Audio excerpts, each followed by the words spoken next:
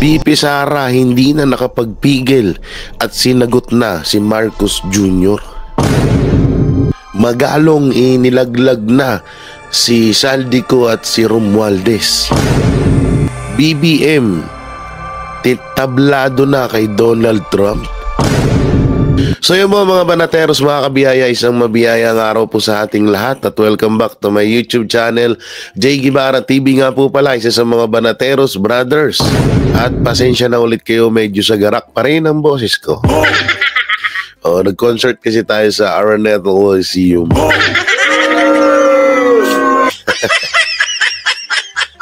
Araneta Coliseum no? Wala kang pang sini, Araneta pa. So ito, pag-uusapan na, dahil natin pag-uusapan ngayon, mga friends of mine. Wow. Friends of mine ng gagawin. Eto, BP Sara, sinagot si BBM sa pagkatanggal niya sa NSC at hinamon pa. Nakoy, nagkakahamunan na. At eto, matapos mabulgar ng baho, nakawan ng pondo, talamak sa Congress, magalong nilaglag na si Romualdez. At eto, matapos deadmahin si BBM, BP Sara inimbitahan ni Donald Trump. Ay naku, panalo. Kawawa naman yung iba dyan, hindi inimbitahan. Kawawa naman dyan. Si future Prime Minister ng Pilipinas, ba't hindi nyo iniimbitahan? Mami, magtampo sa'yo, Donald Trump yun, ha? Gusto pa naman lagi nun, bida siya. Bida ang bangag. Gago! Nananawagan ako sa lahat ng sa lahat ng presidente sa buong mundo. Pag may mga okasyon kayo at may mga iimbitahin kayo ng mga presidente or kagalang-galang or malakas ang kapangyarihan ng isang tao sa isang Pilipinas, tawag dito, imbitahin nyo si future Prime Minister Martin Romualdez. Kagalang-galang yun. Hayaan nyo na yung si Marcos para hayaan nyo makapagpahinga. Laging pagod kay Ma'am Shitars yun. Si Martin Romualdez na lang total future Prime Minister. Future Prime Minister of the Philippines. Ngayon pangalang congressman kayo. Ito nakakatakot lang Minsan kasi napapanaginipan ko Naging presidente daw ng Pilipinas si Martin Romualdez. Grabe daw, kawawa daw talaga. Ang pinakaulam na lang daw natin, asukal. Asukal, toyo, mantika, ganun. Wala nang gulay sa Pilipinas. Tas yung kanin natin, may mga bato-bato pa. Tas mga panahon na yun, parang nakakulong, basta panaginip lang naman yun basta grabe, sabi ko sana wag naman mangyari. Kasi ngayon pa nga lang ng mga congressman tong mga to, grabe na paano pa pag naging presidente tong mga to? Naku po, kawawa ang buong Pilipinas. Samantalang, bago natin to simulan, don't forget to like, share, comment, and subscribe sa ating YouTube channel. Pakipindot na lang din po yung bell button para lagi kayong updated sa ating mga video araw-araw. Ang landi.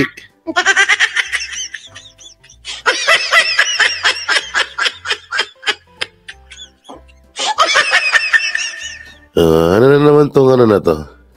Wait lang, may nakita ako bigla. Ano na naman tong latest sa Facebook? Ano naman to? Ano to? Court impeachment complaint versus BP Sara. Mas maraming endorser. Representative Castro Lipad convicted. Ito din sinabi ni Castro. Habang inaantabayanan ang paghain ng ika-4 na impeachment complaint laban kay Vice President Sara Duterte, anumang oras ngayon inaasahan ni House Deputy Minority Leader at teacher. Party list Representative Franz Castro convicted of child abuser na magkakaroon ng momentum ang mga hakbang para patalsikin umano ang pangalawang pinakamataas na opisyal ng bansa dahil sa lumalaking suporta para sa naturang hakbang. Utang na, lumalaking suporta. Kanino? Sino? Kayo? Malaking suporta sa inyo? Ulul nyo. Parang hindi kaya na naginip tong mga inayupak na to, no? Ano naman to? Ay, may nag-chat lang pala. Oo, hindi kaya na naginip tong mga hinayu na to, mga hinayu. So, samantalang ito gusto kong panoorin to. Oh, asan na yun? Ang ganda-ganda ni ate. Ba't ang ganda mo, tayo? Charot lang. Lalo ko na wala ng boses, ha? Sino to? May papanood ako sa inyo. Pakinggan nyo maigi yung mga sasabihin niya. Mga kapuso, price check po tayo no, ng ilang mga gulay na nananatiling mataas ang presyo. Dito po sa Marikina Public Market, itong Marikina Public Market. Na kung saan, na si Kimbo na naman. 2 piraso ng kamatis ay nasa 60 pesos na. Ang kada kilo po ay nasa 400 pesos. Putang ina. 60 pesos kamatis. Tana, wag na tayong kumain. Ayop na to. Ito na mga siling green. Nako, ang kada piraso po 10 piso na dahil itong tatlong Ano?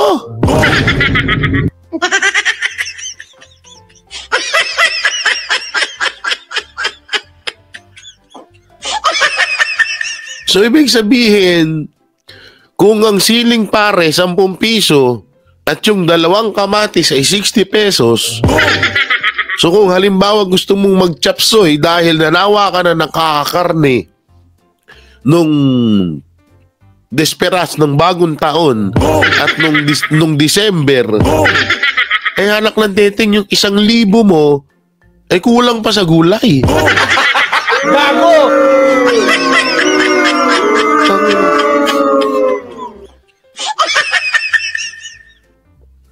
10 piso, isang siling pare. Sa Marikina. Tapos ano, asan yung leader dyan? Lupit dito. ito ay 30 pesos at ang isang kilo po ay 600 pesos naman. Ayop! Gago!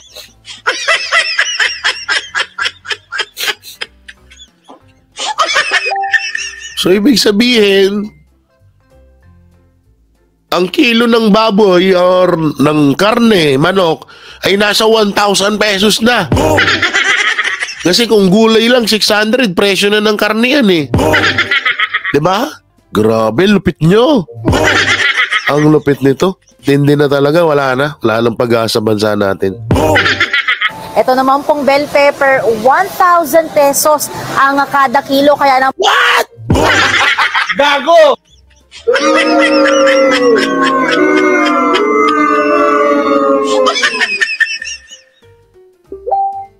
Tindi nun.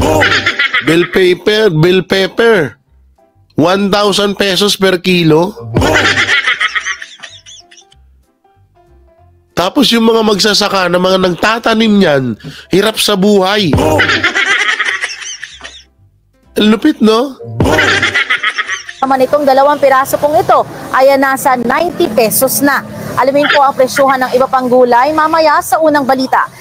Ito po si Ang lupit.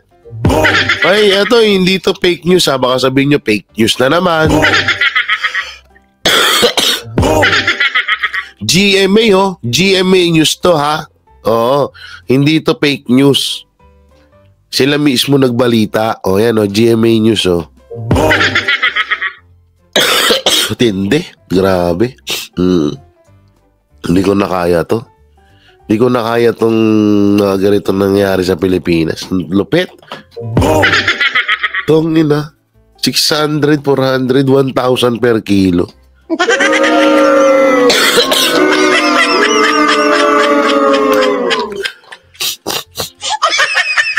Ang lupit nun.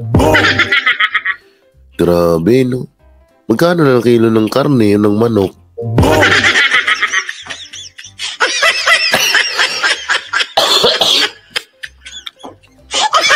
Para mag-good news naman tayo, hindi tayo mabad trip, ito, panoorin natin. Sino ang iboboto mo ng mga pagsusulong ng mga batas para sa agrikultura at food security? Sa unang survey question tungkol sa kung sino ang iboboto mong mga pagsusulong ng mga batas para sa pagsugpo ng insurgency, mga rebelde at makakaliwang grupo sa lipunan, nanguna dito si Pastor Apollo Kibuloy na nakakuha ng 79.7%. Pumangalawa naman si Senator Bato de la Rosa na may 79.4%. At pangatlo, si Senator Christopher Bongo na may 78.3%. At pangapat, si Congressman Rodante Marcoleta na may 78.1%. Nasa panglima naman, si Jimmy Bondo. Pang-anim, si Willie Ong. Rank number 7, si Vic Rodriguez. Number 8, si Philip Salvador. Number 9, si Chavit Singson. Number 10, si Richard Mata. Number 11, si JV Hinlo. At number 12, si Raul Lambino. Nasa pang 13th to 24th places respectively naman ang mga kandidatong sina Revillame, Busita, Lacson, Kirubin, Honasan, Lee, Soto, Aquino, Marcos, Pacquiao, Gonzales at Ben Tulfo. Hindi nakapagtataka na manguna si Pastor Kibuloy sa survey question patungkol sa pagsugpo ng insurgency, mga rebelde at makakaliwang grupo dahil noon pa man ay matapang na ito sa paglaban sa mga CPP, NP, NDF na matagal nang suliranin ng ating lipunan at isa ito sa kanyang pangunahing pagtutuunan ng pansin sakali mang maupo bilang senador ng bansa.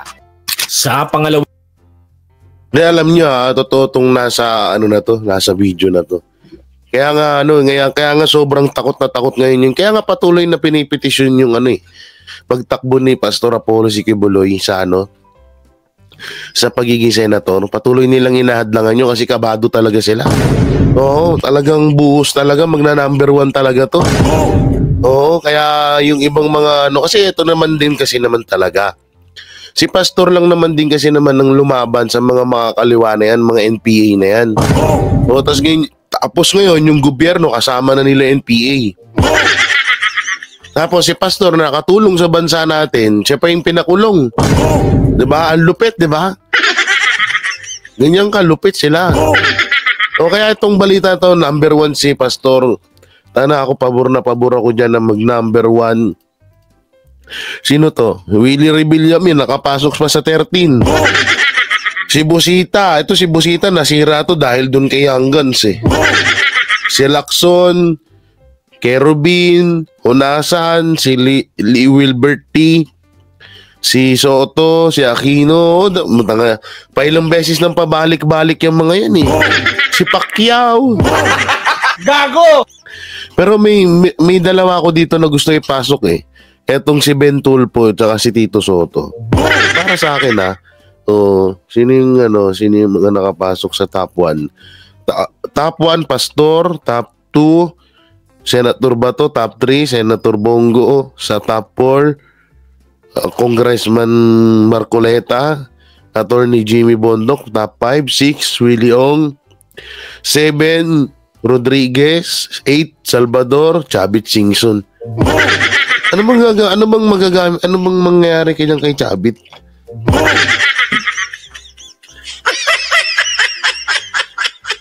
Ito si Mata Richard, di ko masyadong kilala to Tsaka si Hinlo JB, hindi ko masyadong kilala to.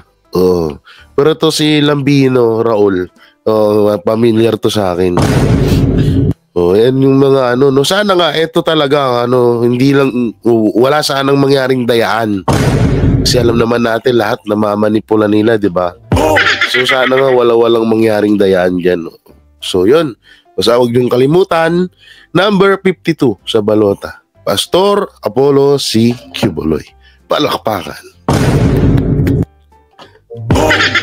Okay, dito naman tayo sa isang topic. Pasensya na kayo guys, subo ako ng ubo dito tayo sa kakahihiyan ni Marcos. Hindi imbitahan si BBM para sa inaugurasyon ng 47th President ng Amerika. US President-elect Donald Trump di umano'y personal na inimbitahan ng mag-amang Duterte sa White House. Ito ang balitang ibinahagi at isiniwalat ng former press secretary na si Attorney Trixie Cruz Angeles, kung saan ibinalita sa kanyang live video na mismong ang kanyang mga source at di umano'y insider sa Department of Foreign Affairs ang nagbalita na walang balak imbitahin ni US President-elect Donald Trump si Bongbong Marcos sa kanyang inaugurasyon, kundi ang mag-amang Rodrigo at Sara Duterte ang kanyang gustong makita sa pagbabalik di umano nito sa White House. Umani ng samut-saring diskusyon sa social media ang balitang inilabas ng international media patungkol sa upcoming inauguration ni Donald Trump sa White House na mangyayari sa January 25th. Ayon mismo sa mga naging source ni Attorney Trixie, imbitado di umano ang mag-amang Rodrigo at Sara Duterte sa pagbabalik White House ng isa sa pinakamakapangyarihang pangulo ng mundo na si Donald Trump. Ilang mga komentaryo ang nagbiro sa live ng attorney na si Trixie Cruz Angeles at sinabi nilang talagang hindi iimbitahin ni US President-elect Donald Trump ang Pangulong si Bongbong Marcos dahil di umano'y may nakapagtimbre na raw ito na adik ang Pangulo at di umano'y gumagamit ng ipinagbabawal na gamot. Matatandang humanga noon no? former President... Sakit nun.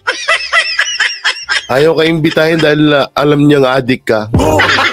Gago! Gago rin eh.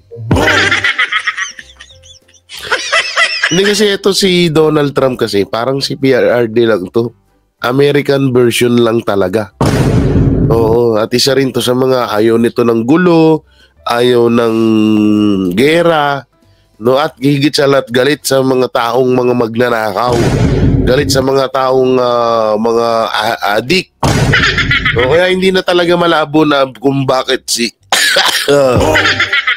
si BP Sara lang tsaka si PRRD ang imbitahin. Hindi na nakakapagtaka yun. Rodrigo Duterte ang US President na si Donald Trump matapos ang kanyang naging programa na labanan ang illegal na droga sa bansa. Gayon din ang samot-saring insurgency at terorismo na nangyayari sa Pilipinas na ginagawa rin naman ng dating mayor noon at Vice President ngayon na si Sara Duterte para panatilihing ligtas ang lungsod ng Davao. Panoorin ang big revelation ng former press secretary na si Attorney Trixie Cruz Angeles kung saan isiniwalat sa publiko na bukod sa kanyang mga source, ilang insider mula sa Department of Foreign Affairs ang nagbalita na kung si BBM ay dinedma raw ng Amerika, mag-amang Rodrigo at Sara Duterte, personal raw na inimbitahan ni US President Donald Trump sa kanyang inaugurasyon bilang 47th President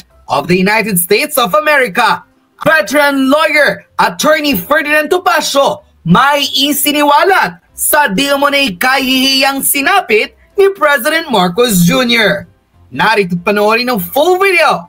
Tinanggal niya ang mga Duterte sa NSC kasi di imbitado sa inauguration ni President Trump. Kasi si Trump hanga noon kay FPRD. Doon pa naman sana mag-excel si BBM kasi party-party yun. Okay. Well, I can say that yes, one of my sources at the Department of Foreign Affairs has confirmed to us that both VP Inday and the former President Duterte are invited to the inauguration of President Trump. The President Bongbong Marcos is not invited, nor is any of his family. Okay. Now, bakit? Well, some people say that according to protocol, you are a head of state, pero you will be there as part of the audience. So it might not be in keeping with our local protocols that our president must only meet with his counterparts. Hindi pwedeng pababa unless he's receiving them here in the country, or there are other arrangements being made. Embahador sa Estados Unidos na si Babes Romualdez na hindi daw imbitado si Pangulong Marcos sa panunumpa ni incoming President Donald Trump dahil as a matter of policy, polisiya daw siguro ng State Department. Kasi ang Amerika wala pong Foreign Affairs Secretarian. Okay. Ang nagko-conduct ng Foreign Affairs, ang nagseset ng foreign policy ay ang Secretary of State. On the theory, tama naman, hindi lang theory, on the principle rather, that since the President as Chief Executive sets foreign policy, ang kanyang alter ego yung Secretary of State. Yun ang lumalabas na Secretary of Foreign Affairs sa atin, Secretary of State ang tawag. Okay. Mga ambassadors lamang daw ang inanyayahan para sa panunumpa ni Donald Trump. Okay, yun ang sabi niya. Kaya hindi po imbitado si Marcos, hindi dahil hindi bilib sa kanyang Amerika, ngunit wala pong mga heads of state, walang Pangulo, Prime Minister, Chancellor na imbitado. Yun ang sabi nila. Ngunit, bakit? Eto ibinalita na ng mga media organization sa Amerika last month na may mga inimbitang mga presidente. Ito mga heads of state na inimbita. Si Chinese Premier Xi Jinping. Talaga? Oo. Biro mo, may away pa nga ang China. Kasi sinabi naman ni Trump, gusto na naming makipagbati sa China. Ayaw na naming nagkakainitan kasi pangit para sa trade. Tama ka naman! Sa ekonomiya. Oh, that's good. The first and the second biggest economies in the world mag-aaway, walang manyanyari. Ayaw talaga ni Trump din ng ganun. Pero totoo yan. Parehas nga sila ni PRRD, ayaw nila ng gulo. Eto kasi si Bangag, ewan ko ba dito? Walang mangyayari. Okay. Although, sabi ni Premier Xi, ay magpapadala ko ng high-level delegation. Mga matataas. Baka tinatamad lang siyang bumiyahe. Bakit? Eto pa. Yung Pangulo ng El Salvador. Can you imagine El Salvador? At isang Latin American country na maliit lang naman dati, nagpapatayan dyan mga tao May civil war dyan. Si Nayib Bukele. Ay inimbita rin. At ang Prime Minister ng Italy na si Giorgia Meloni. Giorgia Meloni. Sabi niya, nung dumating sa kanyang invitation, molto bene. Italian very good. Molto bene. At sabi niya, sila ay nagkumpirma na dadalo. Etong si President Javier Milei ng Argentina. Kasi ayaw ni Donald Trump na umiiyak ang Argentina. Kasi sabi niya, don't cry for me. Ang kulit din ni Atty. Topacio, no?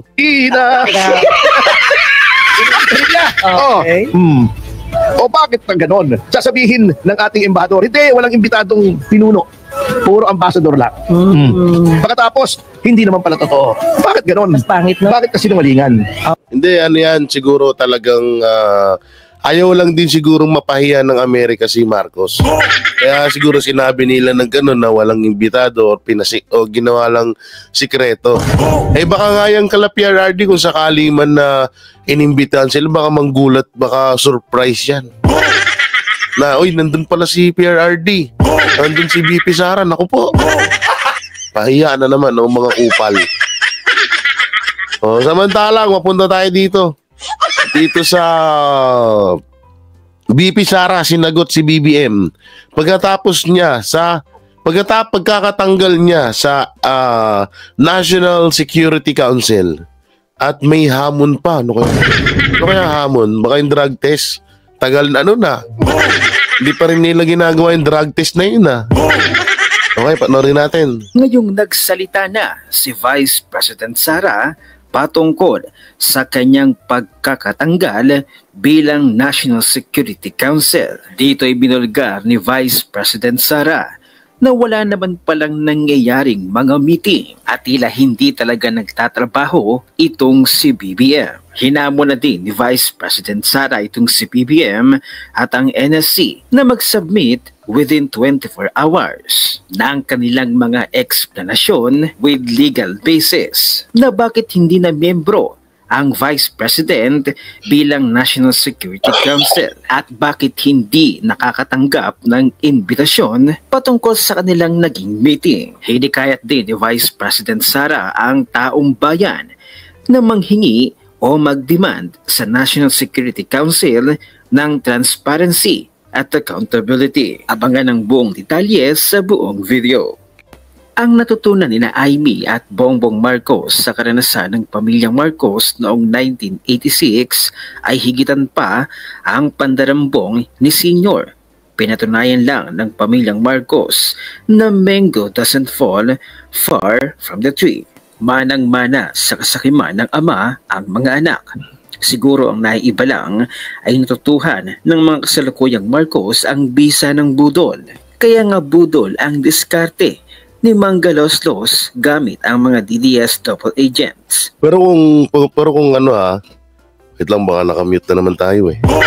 Pero kung usapang budol, Marcos Sr. versus Dilawan, medyo lamang lang ng konti na mas pabor ako ng konti kay Marcos Sr. kaysa sa mga Dilawan. Nung panahon nila oo, usapang pagnanakaw lang. Mas kasi totoosin nung panahon ni Marcos Sr. medyo okay naman eh. Okay naman yung panahon na yun. Pero nung pag-upo ng mga Dilawan, doon na yung talagang sobrang tumaas yung bilihin. Talagang ang daming krimen na nangyayari. Dumagsa yung mga NPA. At pinakawalan pa yung mga NPA. No, kaya medyo halos pares lang din naman sila mga magnanakaw, pero mas lamang ng konti si Marcos kung usapang medyo tinatawag na maalwan ng buhay-buhay dito sa Pilipinas. Yun, tuloy natin. True story. Binigyan ng bayan ng tsansa ang mga Marcos na iridimang mandarambong nilang pangalan. Anong ginawa nila? Lalo pang pinag-igihan ang pandarambong. Lahat ng pera ng bayan, sinisimot nila. Pati pensyon ng mga matatandang Pilipino, himna. Pera ang amo ng mga pamilyang Marcos. Pera ang tunay nilang mahal. Bawat salita na lumalabas sa kanilang mga labi ay bahagi ng isang dambuhalang budol. At dahil nakita ni Amy Marcos ang pisa ng budol, kaya nandiyan ang DDS double agents para ipagpatuloy ang budol. Nakabudol minsan, bakit hindi araw-arawin ang budol? Lahat ng importante sa mga Pilipino, kagaya ng kanilang edukasyon, kalusugan, sa pamamagitan ng PhilHealth at pensyon para sa matatanda ay dinarambong ngayon ng mga Marcoses. Walang patawad talaga. Kumpiyansa siguro na dahil nakabudol minsan ay paulit-ulit na makakabudol sa pamamagitan ng mga double agents. Ito ang full video na kung saan galit na galit si Vice President Sara patungkol sa kanyang pagkakatanggal bilang National Security Council.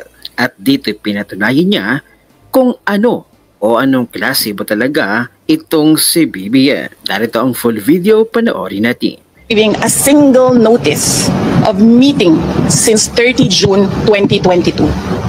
Therefore, I request the NSA to please send to me the notarized minutes of all meetings conducted by the Council from 30 June 2022. If at all there is any, I want to review what the Council has accomplished so far in terms of policies and recommendations for national security. Gusto malaman ng taong bayan kung ano ang ginagawa ng National Security Council at ano ang nagawa ng National Security Council. Moreover, please submit within 24 hours an explanation in writing with legal basis. Bakit hindi na member ang Vice President sa National Security Council, or bakit hindi ako nakakatanggap ng invitation ng meeting, whichever is applicable. And finally, I urge all the National Security Council members and the Filipino people to demand transparency and accountability from the personnel of the National Security Council. Shukran. Grabe talaga no? So ito pa sino tong lalaki na to? Ano po buwan talaga ako sobrang dito? Nung sabihin ba naman niya sa kanyang live na pre-equal Department of Government, no? So, tawan-tawa ako.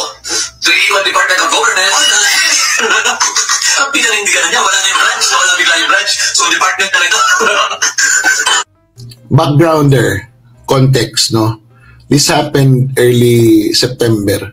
sa isang live broadcast ko when I mentioned that the three equal branches of the government are labeled the Executive Department, the Judicial Department, and the Legislative Department.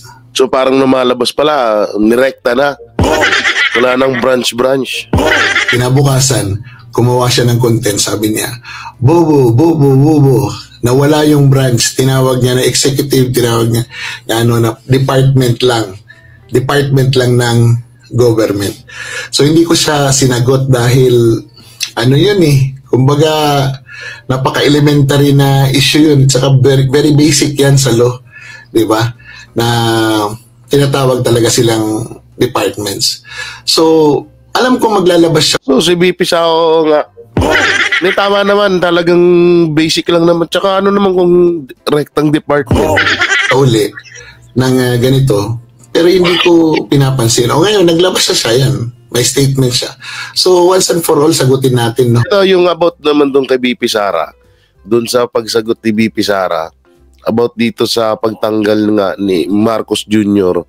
dyan sa National Security Council.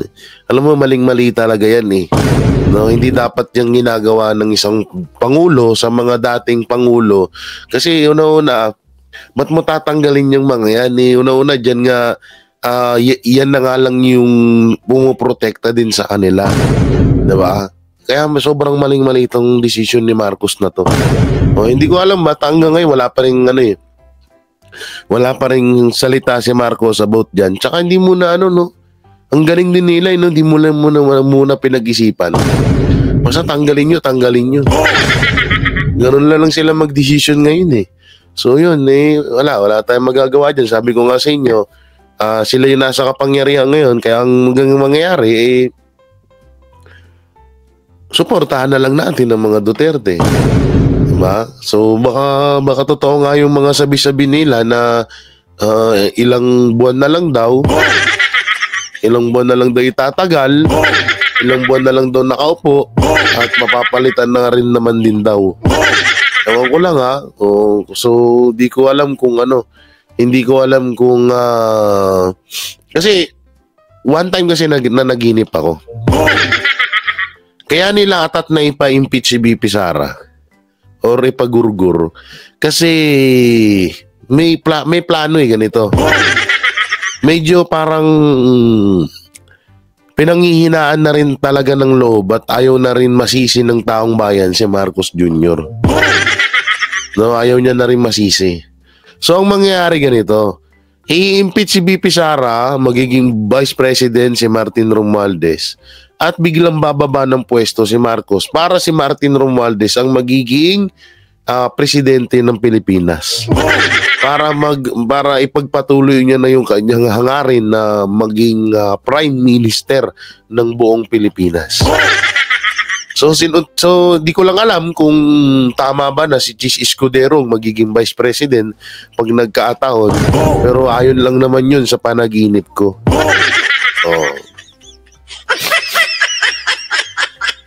Kasi nga parang pagod na rin si Marcos at wala kasi talagang talent si Marcos sa pagiging presidente. Kagaya nga, totoo nga yung sinasabi ni PRRD, siya ay isang weak president. Gago! Or weak leader. No, kaya ngayon napagtatanto na natin, malay nyo, mangyari yung panaginip ko na. No, na ganun yung plano pala nila. So yun mga banateros, mga kabiyaya, nung may kukomento nyo sa mga napag-usapan natin, comment nyo lang po dyan sa baba. At syempre, don't forget to like, share, comment, and subscribe sa ating YouTube channel. Pakipindot na lang din po yung bell button para lagi kayong updated sa ating mga video araw-araw. So yun, mega shoutout sa lahat ng OFW, hero abroad, saan mang panig ng mundo, at sa ating mga mahal na senior citizen, at sa lahat ng sumusuporta kay Jay Guevara, sa lahat ng Banateros Brothers, at syempre sa SMNI. Huwag niyo pong kalimutan, Pastor Apollo Sikibuloy, number 52 sa Balota. So maraming salamat, ingat kayo palagi, God bless and peace, and bye-bye.